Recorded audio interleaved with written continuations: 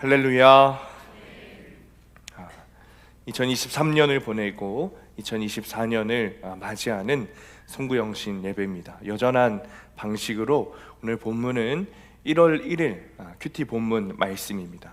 큐티 본문 말씀을 가지고 우리 함께 은혜를 나누도록 하겠습니다.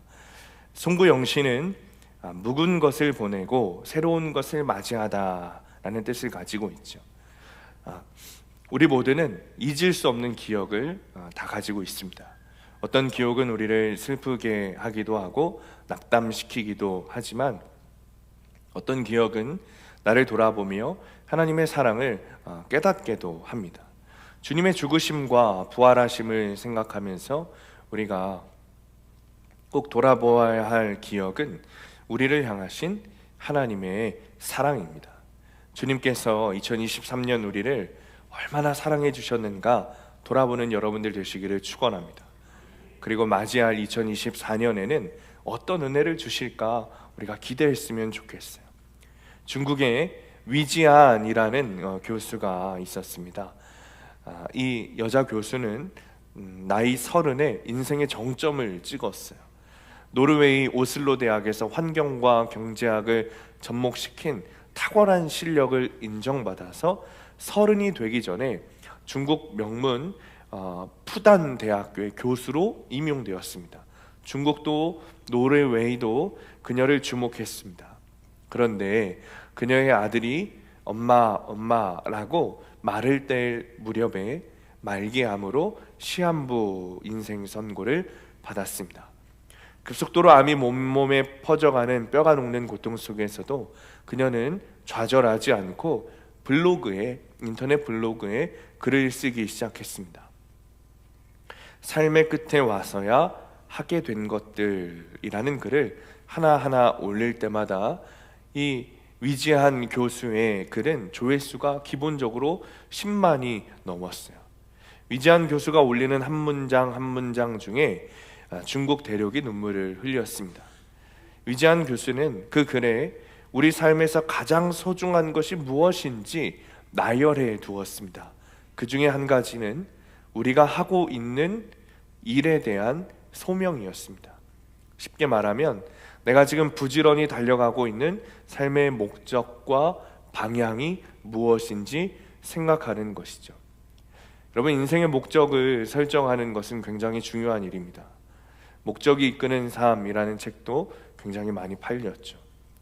그러나 더 중요한 것은 내가 원하는 목적과 방향을 정하는 것이 아니라 나를 이 땅에 보내신 창조주 하나님이 나에게 주신 소명에 따라, 나에게 주신 말씀에 따라 사는 삶이 더 중요한 것입니다.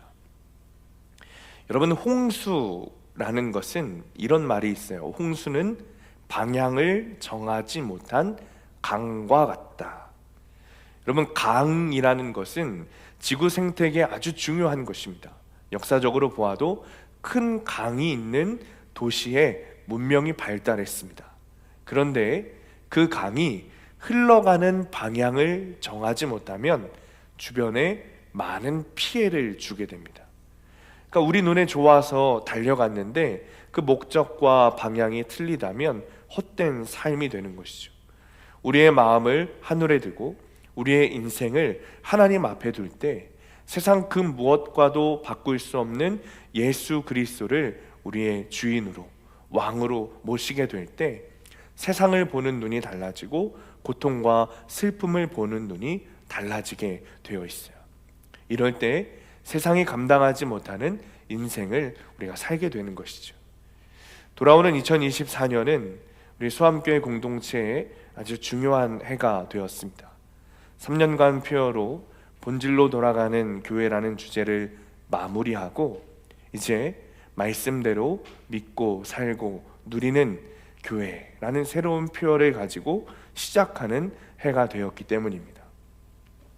3년 전 여러분, 본질이라는 단어를 생각해 보았을 때 굉장히 거창해 보았지만 하나님이 원하시는 본질은 우리가 무언가 대단한 일을 하기를 원하신 것이 아니라 그냥 주님이 주신 말씀대로 하루하루 살아가는 것임을 우리가 알게 되었습니다.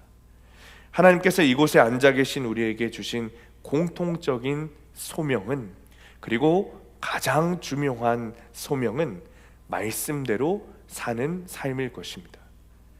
우리가 교태를 하면서 매일 묵상하게 되는 것이 오늘 하루 말씀으로 잘 살아가자라는 것이죠.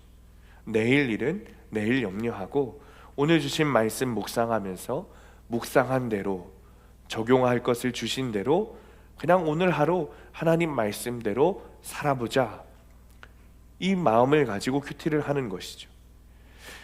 우리 교회가 큐티를 시작하면서 여기저기서 나도 큐티 한다고 하시는 분들이 있었어요, 외부에. 그래서 저도 막 좋아가지고 이야기를 하다 보면, 죄송하지만 그분들은 세속사 큐티를 이야기하시고 저는 구속사 큐티를 이야기하게 되는 거예요. 그러면 처음에는 막 큐티한다고 같이 좋아서 이야기하다가 상황이 좀 애매해집니다. 어느샌가 저 혼자 막 열을 내며 설명하고 있고 그분들은 놀라서 토끼 눈으로 듣고 있는 상황이 되는 거죠. 우리가 큐티를 해도 세속사 큐티를 하는 것은 여러분 문제가 됩니다. 하나님의 마음은 세속사에 있는 것이 아니라 구속사에 있으신 것이 분명하기 때문이죠. 그러니 구속사로 큐티하고 주신 그 말씀대로 믿고 살고 누리는 것이 중요한 거예요. 그것이 성도라는 이름답게, 그리스도인이라는 이름답게 주님이 나에게 주신 하루라는 시간에 대해 순종하고 충성하는 것이죠. 많은 사람들이 행복을 추구합니다. 행복하다는 것이 무의미한 것은 아니에요. 행복해야죠. 그런데 행복이 목적이 되어서 행복만 바라보고 있는 것은 아주 어리석은 거예요. 미련한 것이죠.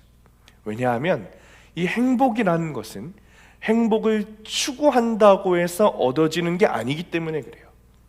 행복을 추구하는 사람 중에 하나가 뭐냐면 자기 자신을 믿는 사람이에요.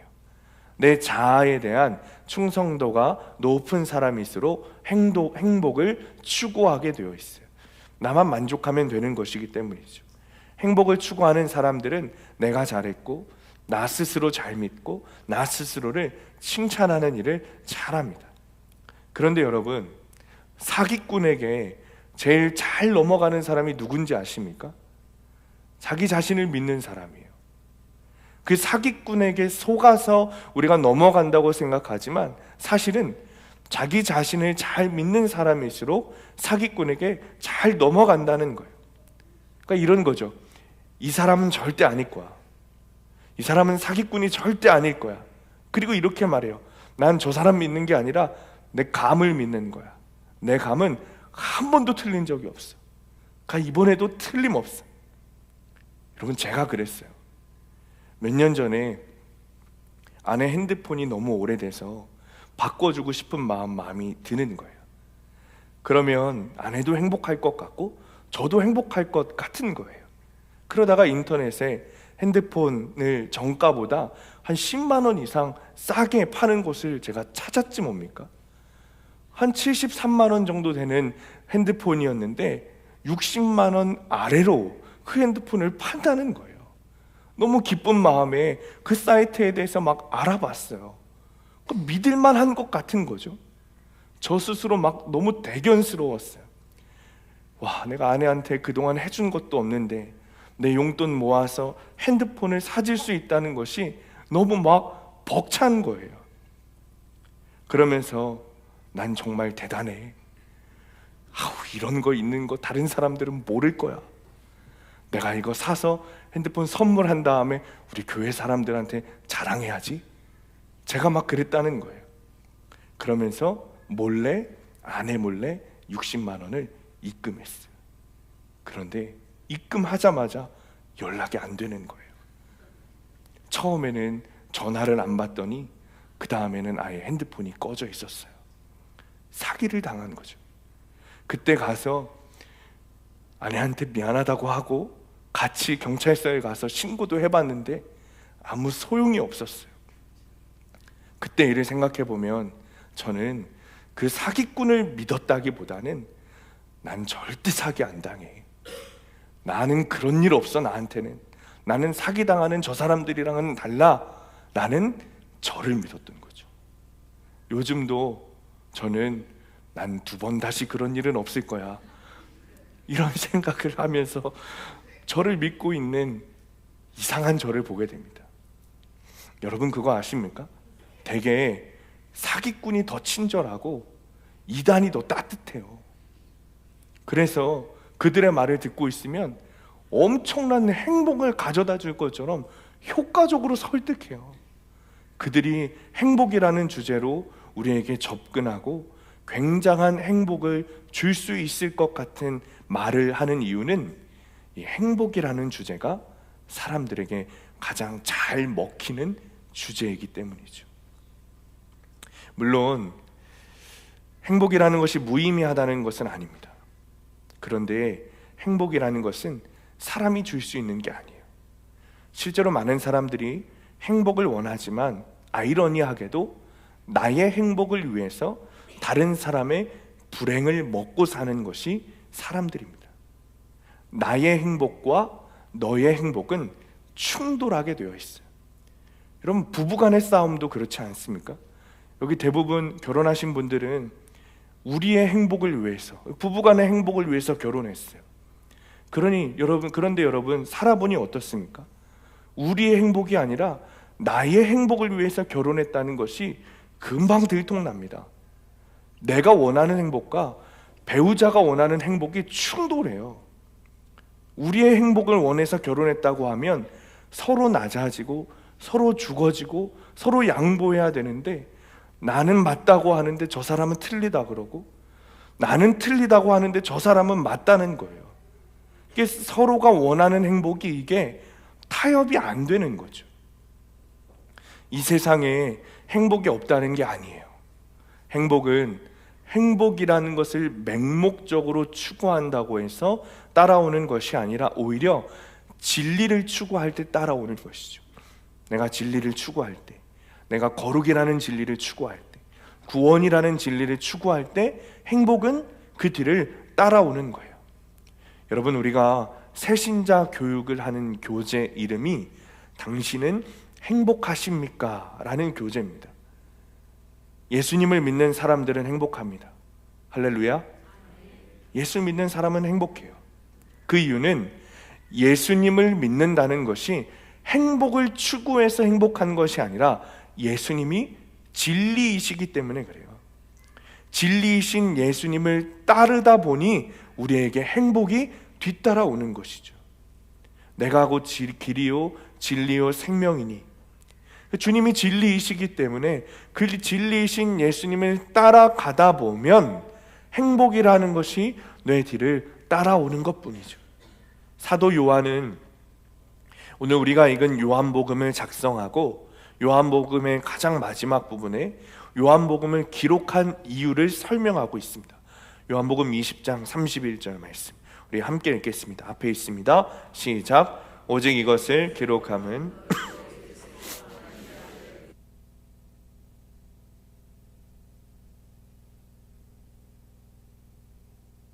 아멘.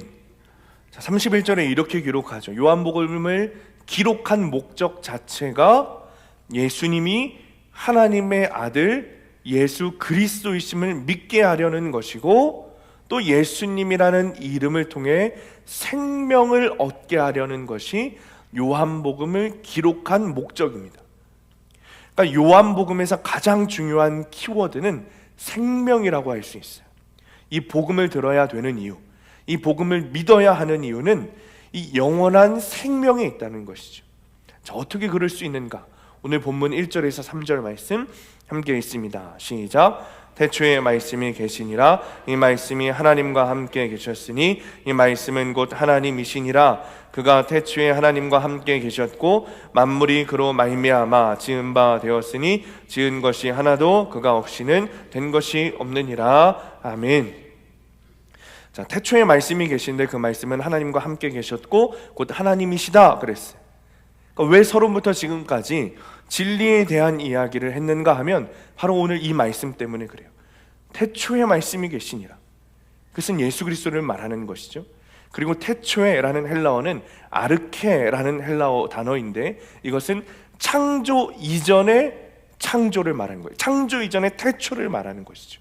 그러니까 우리가 알 수 없는 그 영원 속에 있는 태초를 말하는 거예요. 그러니까 우리가 그동안 본질로 돌아가는 교회를 외치면서 본질로 돌아가자, 본질로 돌아가야 된다 이렇게 외쳤는데, 우리가 말하는 본질의 그 본질로 돌아가면 무엇이 남는가? 결국 오직 예수 그리스도, 말씀이신 예수 그리스도께서 홀로 우뚝 서 계신다는 거예요. 진리의 끝, 진리의 중심에 예수님이 서 계신다는 것이죠. 그러니까 우리가 지구의 구조를 분석할 때 지각이 있고 멘틀이 있고 외핵이 있고 내핵이 있고, 그 내핵 중에서도 우리가 알 수 없는 그 내핵 중의 내핵이 있듯이 가장 진리라는 것, 그 본질이라는 것을 파고 들어가면 결국 만나게 되는 존재가 있는데 그분이 바로 예수 그리스도이시라는 것이죠. 여러분, 말씀이라는 헬라어를 로고스라고 합니다. 로고스. 여러분 많이 들어보셨죠? 로고스. 우리가 너무 잘 알고 있어요. 그런데 헬라인들이 이해하는 로고스라는 헬라어는 그냥 단순히 말씀이라는 뜻을 넘어서 있어요. 말씀이라는 그냥 단순한 의미가 아니라 어떤 의미로 헬라인들은 이해하냐면 절대적인 질서, 절대적인 권위를 가지고 있는 무언가, 그들이 알 수 없는 절대적인 권위, 절대적인 질서를 로고스라고 했다는 거예요. 그러니까 우리가 말씀이라고 해석하는 이 로고스는 단순히 그냥 말씀을 의미하는 것이 아니라 우리의 모든 것을 통치하시고 인도하시는 질서, 권위를 뜻하는 것이죠. 이제는 아는 사람들은 압니다. 우리 교회가 정말 주님 안에서 부흥하고 있고 주님이 일하시고 계시고 주님이 함께 하시는 교회라는 것을 아는 사람들은 알아요. 여전히 꼬인 눈으로 보는 사람들, 비판을 위한 비판을 하는 사람들은 우리 교회 안에서 일어나는 놀라운 부흥의 역사들에 대해서는 관심이 없어하고 예전에 어려웠던 이야기들을 또 하고 또 하지만, 아는 사람들은 이제 알아요. 우리 교회가 변하고 있고 회복하고 있고 부흥하고 있고. 그래서 저에게 물어보세요. 어떻게 교회가 회복했냐? 어떻게 교회가 부흥하게 되는 것이냐? 그럼 저는 이렇게 대답하죠. 우리 교회가 한 일은 큐티한 것밖에 없어요. 여러분, 실제로 우리가 고백할 수 있는 게 그거밖에 없지 않습니까? 큐티한 것밖에 없어요. 그런데 사실은 이것이 엄청난 것이었던 거죠. 큐티한 것밖에 한 게 아니었던 거예요. 그냥 말씀 묵상한 것밖에 아닌 게 아니었던 거죠. 여러분, 만물을 말씀으로 지으셨다고 그랬어요. 말씀은 절대적인 질서, 절대적인 권위라 그랬어요. 그러니까 사실 우리가 이 큐티밖에 한 게 아닌 게 아니라 절대적인 질서인 그 말씀을 붙들고 가장 중요하고 가장 해야만 했던 일을 했던 거예요. 여러분, 하나님의 말씀이 우리 안에 기쁨을 창조했습니다. 하나님의 말씀이 우리 안에 평화를 창조했어요. 오늘 우리가 묵상하는 이 말씀이 내 안에 제대로 들어가면 삶이 달라져요. 말씀 묵상을 제대로 하면 인생이 달라져요. 보는 눈이 달라지고 시야가 달라지고 마음 씀씀이가 달라지고 관계 맺는 방식이 달라지고 인생이 달라지죠. 말씀이 사람들 가운데, 심령 가운데 어떻게 들어가느냐에 따라 달라지는 거예요. 말씀이 우리 안에 기쁨을 창조했고 평안을 창조했고 수함교회를 여기 있게 했고, 말씀이 여기 있는 성도들을 하나의 공동체로 모아 예수님의 몸으로 세워가고 계신 거예요. 만물은 말씀 없이 된 것이 아무것도 없다 그랬어요. 말씀을 따를 때 비로소 만물이 되는 것이죠. 만물이라는 존재가 되는 거예요. 이 세상 모든 것은 말씀을 통해서 나왔기 때문에 말씀 안에 있을 때, 말씀을 따를 때 비로소 만물, 하나님이 지으신 존재가 되는 거예요. 말씀 안에 있을 때 저는 제가 되는 것이고, 말씀 안에 있을 때 여러분은 여러분들이 되는 것이죠. 말씀을 따를 때, 말씀 안에 있을 때, 이것이 너무나도 중요한 것이죠. 그래서 말씀에 의해서 만들어지지 않은 것이 아무것도 없다라는 사도 요한의 오늘 이 복음서의 진술이 굉장히 중요한 겁니다. 현재 우리가 누리고 있는 생명, 시간, 환경은 우연히 주어진 것이 아니에요. 하나님이 태초부터 계획하셔서 그리스도를 통해 우리에게 주신 귀한 선물이죠. 이 모든 것이 당연한 것이 아니라 말씀이신 예수님을 통해 주신 은혜의 결과인 거예요. 4절 5절 말씀 함께 읽습니다. 시작. 그 안에 생명이 있었으니 이 생명은 사람들의 빛이라. 빛이 어둠에 비치되. 아멘. 말씀이 우리에게 중요한 가장 큰 이유는 생명 역시 말씀이 아니면 되어지지 않기 때문에, 말씀이 아니면 생명도 주어지지 않기 때문에, 생명 역시 태초에 계신 말씀을 통해 창조되었기 때문이죠. 이용도 목사님이 쓰신 1927년에 쓰신 글입니다. 피를 주소서. 우리는 눈물도 말랐거니와 피는 더욱 말라 무기력한 빈혈 황자가 되었습니다. 기운이 없고 맥 없고 담력 없고 의분 없고 화기 없고 생기가 없습니다. 우리에게 그리스도의 피를 주사해 주소서. 그래서 새 기운을 얻고 화기와 생기 있고 기쁨이 있게 하옵소서. 죄에 잡혀 죽어가되 그 죄와 더불어 싸울 만한 피가 없습니다. 주여 우리에게 당신의 피를 주사해 주옵소서. 죄악과 더불어 싸우게 하여 주옵소서. 우리는 예수님의 피가 우리를 구원한다고 고백합니다. 맞습니다. 예수님의 피가 우리 속에 있을 때 예수님의 정신이 우리 속에서 살아나게 되고 우리는 구원받은 사람이 되는 것이죠. 예수님 피가 우리 속에서 뜨겁게 흐르면 우리는 새 사람이 됩니다. 죄에 맞서 싸우게 되고 불의한 세상과 맞서 싸우게 됩니다. 왜냐하면 예수님의 피가 생명이기 때문에 그렇습니다. 그래서 말씀이 중요한 거예요. 말씀을 통해서 생명이신 예수님의 피가 우리에게 공급되기 때문이죠. 우리가 돌아오는 2024년부터 교회 표어를 말씀대로 믿고 살고 누리는 교회라고 지은 이유가 여기에 있습니다. 이것보다 본질은 없어요. 이것 말씀보다 본질인 것은 없는 거예요. 말씀이 내 안에 없다면 우리는 지금 빈혈 환자나 똑같은 것이죠. 우리 교회가 주님이 주신 정말 좋은 기회를 맞았습니다. 주신 기회를 놓치지 않았으면 좋겠어요. 더 말씀 묵상하고 더 말씀 사모하면서 말씀대로 믿고 살았으면 좋겠어요. 말씀이 생명이신 것을 믿는 거예요. 그리고 말씀대로 살아보는 거예요. 그리고 말씀대로 누린다는 것은 말씀대로 믿고 사는 것을 기뻐하는 것이죠. 말씀대로 믿고 사는 것은 여러분 세상이 보기에는 미련한 것이라고 이야기해요. 좀 어리석어 보인다고 이야기합니다. 고린도전서 1장 18절 말씀에 보면 십자가의 말씀이 멸망할 자들에게는 어리석은 것이지만 구원을 받는 사람인 우리에게는 하나님의 능력입니다 라고 했습니다. 세상 사람들에게는 어리석어 보이는 일이 말씀대로 믿고 살고 누리는 일입니다. 여러분 그들에게 이렇게 사는 것이 왜 어리석어 보일까요?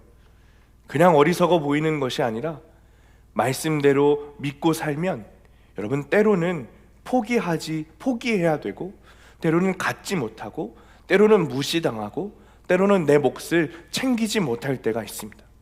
그러니 어리석어 보이는 것이죠. 그렇게 살면 힘들 때도 있습니다. 많을 거예요, 여러분 아마. 그러나 말씀대로 누린다는 것은 그렇게 사는 것이 힘든 것이 아니라 오히려 기쁜 일이 된다는 뜻이에요. 왜냐하면 그것이 생명인 것을 알기 때문이죠. 말씀대로 믿고 사는 것이 하나님의 능력이고 생명이라는 것을 알기 때문에 우리가 기쁨으로 누리게 되는 것입니다.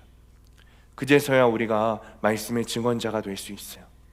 6절에서 8절 말씀 함께 읽습니다. 시작. 하나님께로부터 보내심을 받은 사람이 있으니 그의 이름은 요한이라. 그가 증언하러 왔으니 곧 빛에 대하여 증언하고 모든 사람이 자기로 말미암아 믿게 하려 함이라. 그는 이 빛이 아니요 이 빛에 대하여 증언하러 온 자라. 아멘.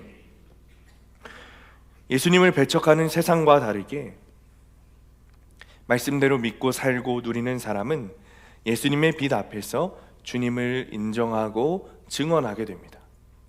죄로 어두워진 세상은 빛 대신 예수님을 언제나 배척해 왔어요. 그러나 어둠 속에서 그 빛을 맞이하고 증언할 신실한 사람들은 언제나 있었습니다. 어둠은 있었으나 그 빛을 감당하지 못했어요. 어둠은 늘 빛을 이길 수 없습니다. 그 일은 언제나 말씀대로 믿고 살고 누리는 사람들이 감당해 왔다는 거예요. 죄로 가득 찬 세상이 빛 대신 예수님을 거절하는 것은 문제가 되지 않습니다. 늘 그래 왔거든요. 어둠은 늘 빛을 거절해 왔어요. 그것은 문제가 아니에요. 그러나 그 빛을 맞이하고 담대히 증언할 하나님의 사람들이 없다는 것이 진짜 문제인 것이죠. 말씀이신 예수님, 빛이신 예수님은 2024년 첫날을 맞이하는 우리 앞에 찾아오셨습니다. 하나님은 우리 모두가 말씀이신 예수님을 맞이하고 그 안에 있는 하나님의 놀라운 계획을 세상에 증언하기를 원하십니다. 말씀을 마칩니다. 말씀이 왜 중요한가? 말씀 없이는 되어진 것이 없다. 성경에서 증언하고 있기 때문이죠. 태초의 시작이 말씀으로부터 시작했기 때문이죠. 본질의 본질 속으로 들어가면, 진리의 진리 속으로 들어가면 그 가장 농축된 엑기스와 같은 본질, 진리는 말씀이신 예수님이신 거예요. 이 사실을 이제 우리가 알고 믿었다면 말씀대로 믿고 살고 누려야 돼요. 그리고 세례 요한처럼, 사도 요한처럼 증언해야 하는 것이죠. 새해를 시작하는 오늘 결단했으면 좋겠어요. 말씀이신 주님을 붙들겠습니다. 주님이 주신 말씀대로 예수님 한번 믿고 살고 누려보겠습니다. 결단하고 주님이 주시는 영원한 생명을 얻는 성도님들 되시기를 예수님의 이름으로 축원합니다.